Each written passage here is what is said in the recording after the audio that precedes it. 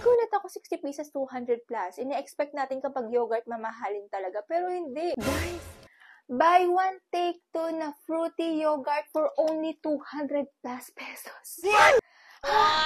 Hindi ko talaga ma-imagine 60 pieces na to, ha?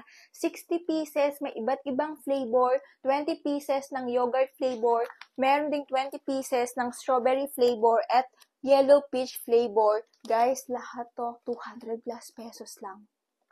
Hindi ko ma-imagine. Kasi pag sinabi natin yogurt, bukod sa healthy na, at the same time, mahal pa dapat to eh. 'Di ba? Mahal dapat ang yogurt, pero imagine 60 pieces. Seller, grabe ka naman, 'di ba? Murang-mura na to, perfect na perfect to sa ating mga anak. And at the same time, hindi lang sa ating mga anak, kundi sa mga may tindahan, 'di ba? Or sa mga mahilig magsalad. That is the reason also kung bakit ko siya binili.